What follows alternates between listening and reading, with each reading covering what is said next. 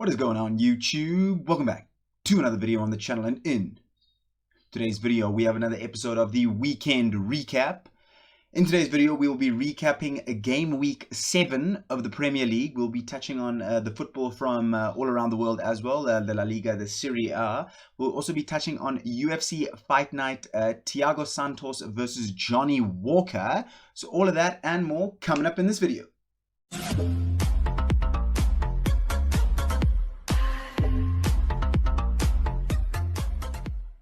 The first match we'll be looking at, as always, on the weekend recap will be the Manchester United match that took place over the weekend. Manchester United and Everton played to a 1-1 draw on Saturday afternoon. Anthony Martial scoring in the 43rd minute and then Andros Townsend equalizing in the 65th. Let's take a look at the stats here. I mean, as you can see from the stats, if you just look at the top two lines, it would look like somewhat of an even game, 12 shots from them, 13 shots from us being Manchester United. I'm a Manchester United fan, but they only have 2 shots on target. If you then look at the next 3 lines, you'd see somewhat of a more dominant performance from Manchester United, 72% possession, 700 passes, 86% pass accuracy. Not the best, but I mean, not terrible. I mean, somewhat even on fouls. We had 10 corners to their 1. Bit of a disappointing display over the weekend. We were very lucky to get away with a 1-1 draw. They had a chance late in the game. I think it was the 85th minute, around the 80th minute in that series of time. Ben Davies gets the ability to have the ball by himself at the at the back post, open goals. Not really at the back post, just in front of goals. He decides to hit the sweat pass it along the face of goals to Yuri Mina, who was, thank goodness, offside. He started doing all his dancing. Yeah, so joke's on you, Yuri Mina. But yeah, I mean, as you can see from this performance, if you're a Manchester United fan, just looking at these stats here, there's a lot to be worried about. In 28% possession, 260 passes, they made 12 chances. We had 700 passes with 72% possession. And we only made one more. We only made one more shot than them. Granted, 6 on target to their 2 on target, but this also doesn't take into account the attempt they had that was offside. You know what I mean? So yeah, just another disappointing performance from Manchester United. More points dropped.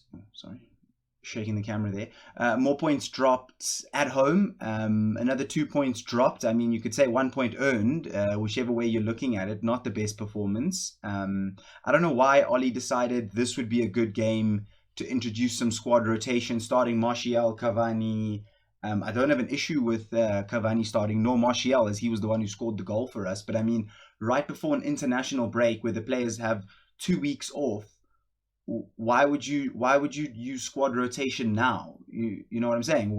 Why now would be the time that you decide to put different players on when they maybe I could understand, if we had a midweek game coming up, against Atalanta or something in the Champions League that was a must-win game, you rest some of the starters. But going into an international break, I mean, you definitely start your full-strength team. And this was against an Everton team that were missing, 5 or 6 players through injury. So, I mean, pretty lucky to scrape a 1-1 draw. I mean, the football for a decent period of time was a bit better for Manchester United. We did have a bit more creativity in passing, but just once again, you can see that Oli struggles with the low block, with when teams let us have all the ball and we pass around and things like we are terrible at creating chances through that. If we're not counter-attacking, hitting teams on the break, with a bit of moments FC thrown in there, we do struggle quite a lot. So, I mean, it'll be interesting to see. We've got a horrendous run of fixtures coming up after the international break. We play Liverpool, City,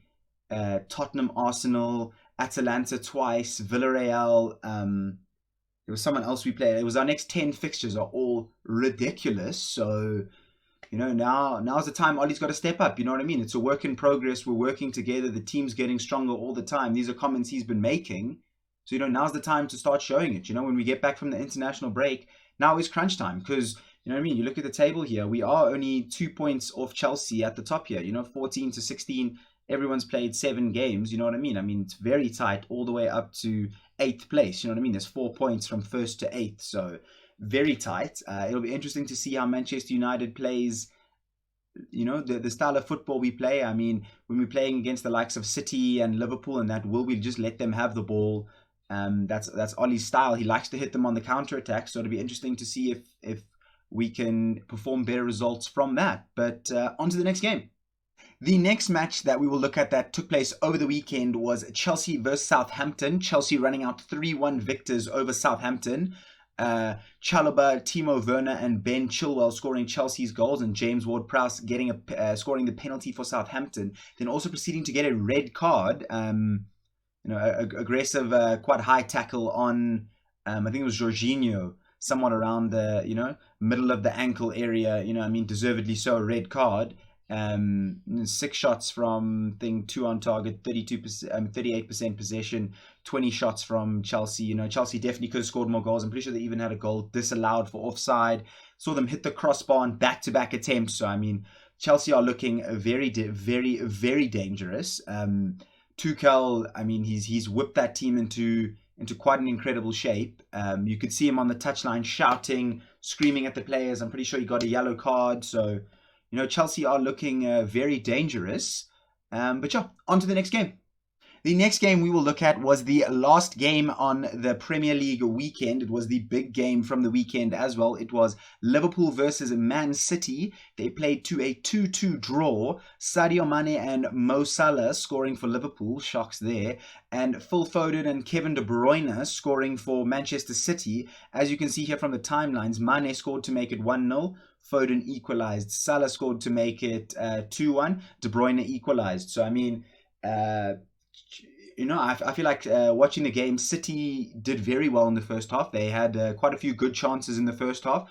Could have probably scored a goal, maybe 2 in the first half. Liverpool didn't seem too active, too intense in the first half. But whatever Jurgen Klopp said to them at halftime, they came out with a vengeance. As you can see from the stats here, Liverpool only had 6 shots, 4 on target, but they scored 2 goals. I'm pretty sure I'd love to see what the stats were at halftime because, it looked like Manchester City was running the show at halftime. Whatever Jurgen Klopp said to them at halftime in the changing room, they came out and for the first 25, 30 minutes, they were all over City. They were running rampant. But then City managed to then equalize twice. Very, very good game for the neutral. Very exciting game to watch. Good possession, good passes. Very exciting game to watch. The goal Mo Salah scored was an absolute banger.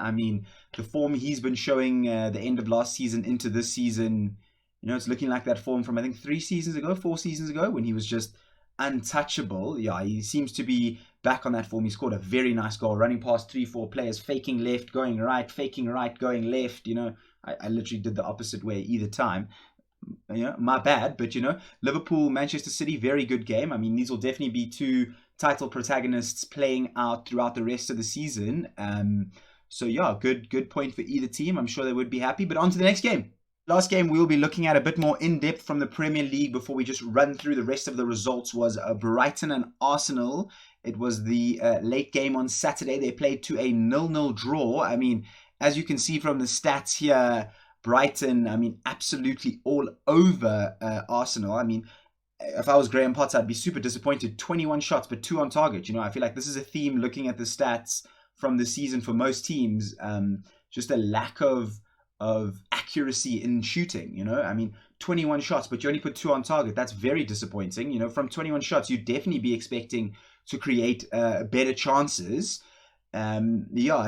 Arsenal somewhat lucky to get away unscathed here, get away with a point from Brighton. Brighton look like a decent team this season. They play a good brand of football, an exciting brand of football. They like to have the ball. They like to go forward. They create chances. They fast. And this was all done without Basuma in the midfield. He is definitely one of the standout talents so far in the Premier League from some might say that one of the lesser clubs.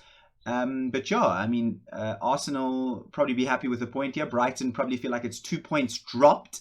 So let's just run through the rest of the games that happened this weekend in the Premier League. Okay, other results in the Premier League. Wolves beat Newcastle 2-1. Burnley and Norwich played to a 0-0 draw. I'm pretty sure that's the first set of points for Norwich if I'm not mistaken. Leeds ran out 1-0 victors over Watford. I'm pretty sure Watford then proceeded to sack their manager. Very interesting after game week 7 to get rid of your manager, considering they're not stone last. I think they have 7 points from their 7 games, considering they came up from the Championship. Interesting result. Brentford versus West Ham. For those of you know, West Ham is my secondary Premier League team. Shout out to DW. West Ham had a gilt-edged chance in about the 85th minute, I think it was. It was still 1-1. They had an incredible chance to make it 2-1. They didn't. Brentford then goes up the other side, I think a minute and a half later, scores the winner. So, I mean, that'll be a tough pill to swallow for the Irons. And then Tottenham finally back in the win column against Aston Villa. I think Harry Kane may have scored. Am I correct in saying this? I'm completely incorrect in saying that. It was an own goal and Højbjerg. I don't know what the hell I was talking about. And then Crystal Palace versus Leicester to a 2-2. I mean, Leicester have definitely been struggling a bit this season. Let's take a quick look. I mean, you can see it from the stats. I mean, Crystal Palace dominating in all aspects of the game against Leicester. Crystal Palace.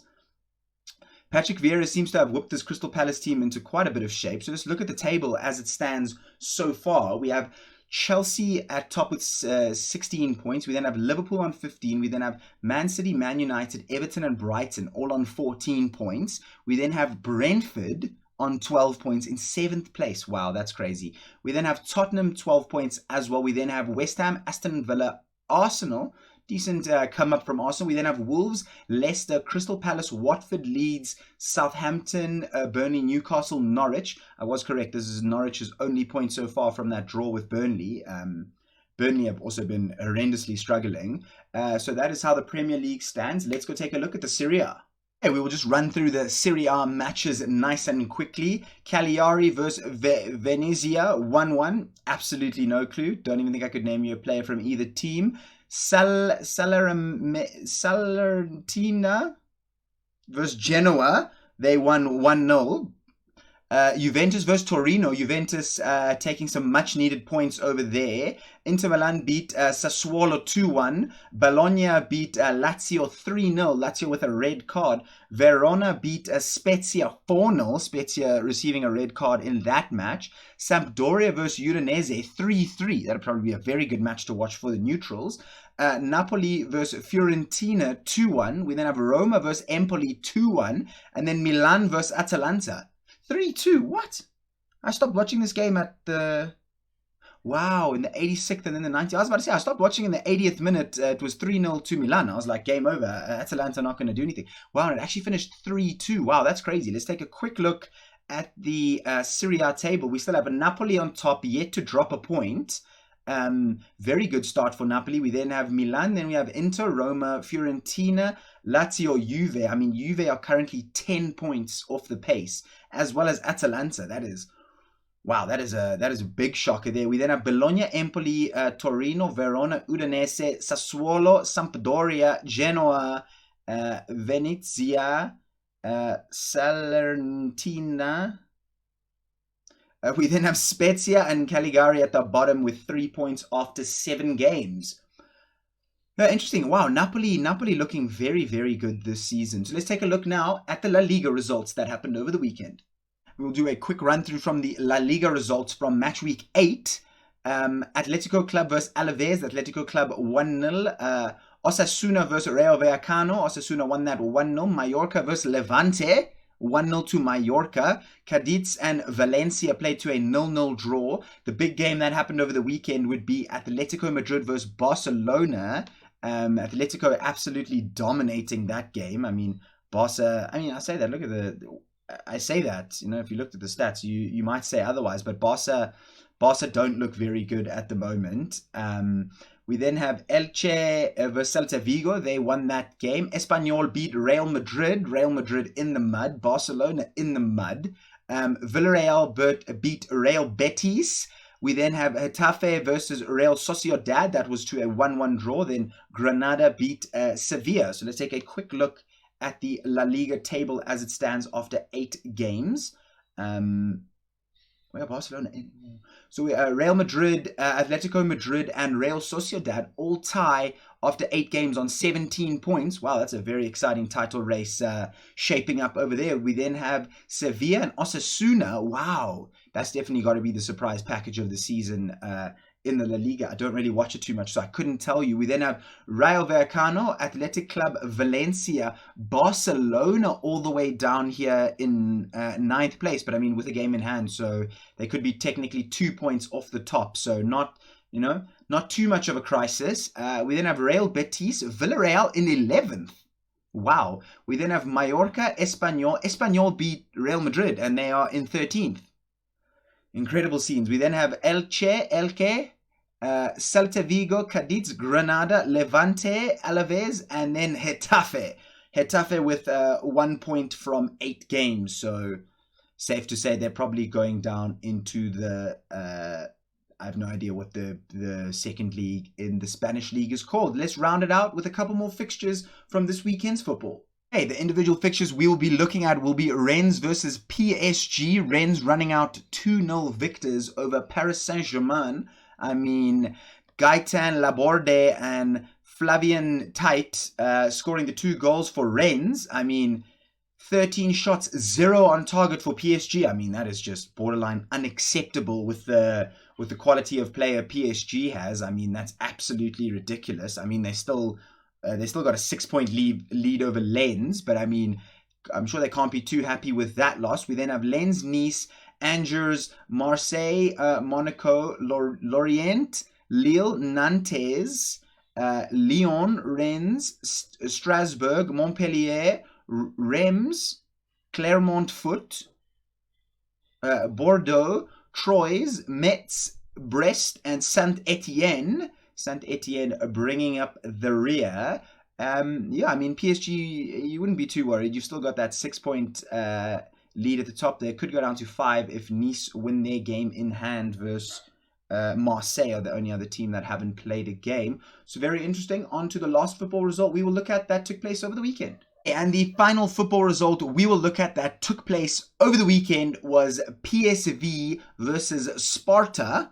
PSV played to a 2-1 victory over Sparta. I mean, Sparta scored a 90-minute consolation goal. I mean, if you look at these stats here, PSV absolutely battered them. 26 shots, 12 on target, 77% possession, 730 passes. I mean, just an absolute pounding. I'm pretty sure PSV might be a little bit disappointed to only be scoring 2 goals, but I mean, and it was in the 82nd and the 86th minute, so I mean, there was probably a bit of worry there, but I mean, good teams get it done in the end. So let's take a look at the table. Ajax and PSV very close there, 1 point between them. We then have Utrecht, shout out to Sniper Monkey. Look at my guys, Utrecht. Wilhelm Feyenoord, Twente. Heerenveen, Vitesse, Cambuur, Nek, Hercules, AZ Alkmaar, Go Ahead Eagles. Oh, that's actually a professional team name. Wow, that's kind of crazy. Weilvik, Groningen, Sparta, Fortuna, Sittard, and Pek Zwolle. Pek Zwolle with 1 point from their 8 games. Not looking too good for them.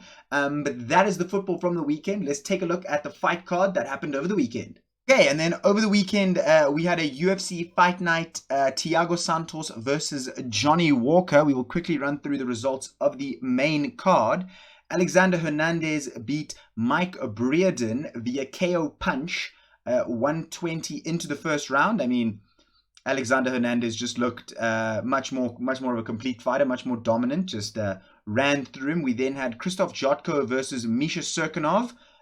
Split decision to Krzysztof Jotko, not the most entertaining fight. We then had Nico Price versus Alex Cowboy Oliveira, unanimous decision to Nico Price. We then had a no contest between Kevin Holland and Kyle Dawkins. This was after an accidental headbutt, but Kyle Dawkins then proceeded to choke Kevin Holland. I think he tapped. I'm not too sure. I don't think he went unconscious. I'm pretty sure he tapped. But then on review, they saw that there was an accidental headbutt, which caused the knockdown of Kevin Holland. Thus, it was deemed a no contest. Then we had the main event of Thiago Santos versus Johnny Walker. I mean, incredibly boring fight. I looked at the stats now, and it was 44 punches to 48 punches in 25 minutes. That's less than 2 punches a minute. I mean, I say punches, but that's total strikes. So that includes, that's not significant strikes. That's a soft leg kick, a jab, and they were throwing less than 2 a minute. And these are two dudes in the top 10 of the UFC light heavyweight division. So I mean, super boring fight, but not all of them can be bangers. So that'll be it for the UFC. So that'll be it for your weekend recap. Recap some Premier League action, the Serie A, the La Liga. Let me know down in the comment section if you'd like me to go more in depth, or if you like it where I just, in depth on a couple important Premier League games, and then just bang out the rest of the results in case people want to catch up. Who knows? UFC Fight Now was a bit boring, so let's hope for a better one in the future. But as always, a thumbs up if you enjoyed, a thumbs down if you didn't, and I will catch you all in the next one. Peace. Okay, bye.